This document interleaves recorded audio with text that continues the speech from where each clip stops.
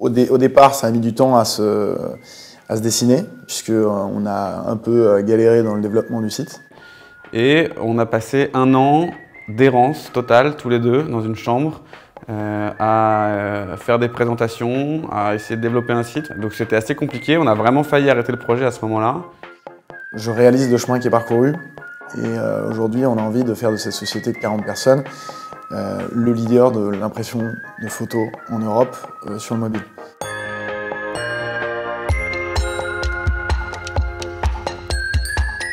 Là on est en 2010, il y a beaucoup de photos qui sont partagées sur Facebook à l'époque. Instagram n'existe toujours pas et on regarde un petit peu ce qui se fait sur le marché de l'impression de photos. Et à l'époque on s'est dit d'imprimer des photos c'est quand même assez compliqué, c'est pas évident.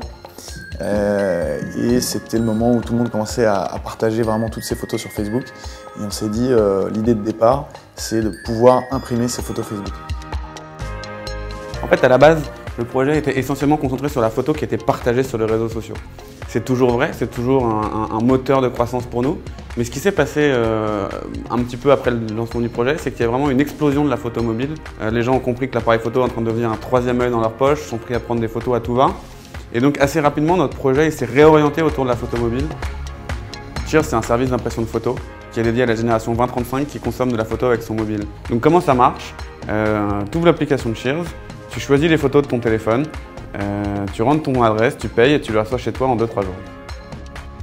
Donc en 2011, concrètement, le temps de réfléchir, de peaufiner notre idée, de comprendre que le marché était attirant.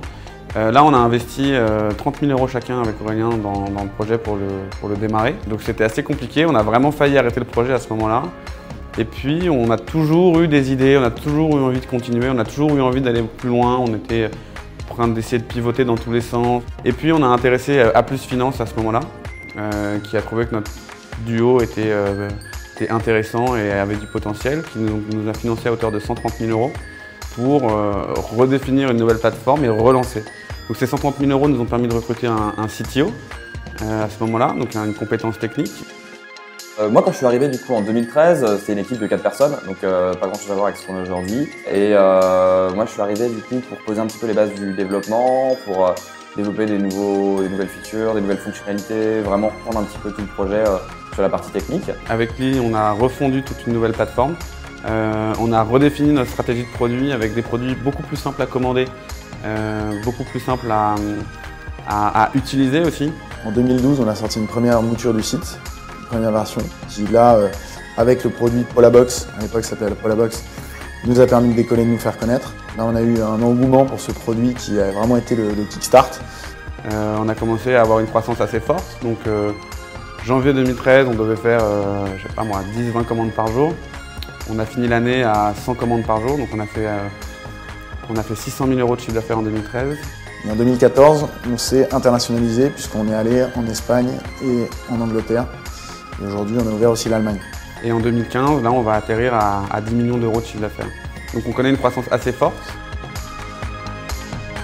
Je me souviens de Noël dernier, le premier Noël moi quand je suis arrivé, où on arrive un matin. C'était un peu le Noël pour nous, c'est toujours un peu l'angoisse parce que c'est là où on fait une grosse partie de notre année, c'est un moment très stratégique pour nous. Et tu arrives un matin et tu vois toutes les commandes du jour et tu te dis c'est trop bien, on a passé le cap quand on avait passé le premier cap quoi. Et du coup tu arrives, il y a des croissants au bureau, il y a quelqu'un qui te met de la musique en mode la Ligue des Champions. Enfin, c'est les moments un peu forts où tu te dis putain on est en train de vivre un truc et une nouvelle vision de la photo aujourd'hui je pense. La philosophie de Cheers, c'est qu'on peut faire du business en ayant une éthique, en ayant des produits d'une qualité irréprochable, en ayant ce petit côté fun, sympa, qui montre que derrière chaque société, il y a des gens qui sont jeunes, qui s'amusent, qui mouillent la chemise et qui sont irréprochables dans leur travail. Cheers, c'est pas une boîte qui imprime des photos. Cheers, c'est une boîte qui veut faire sourire les gens.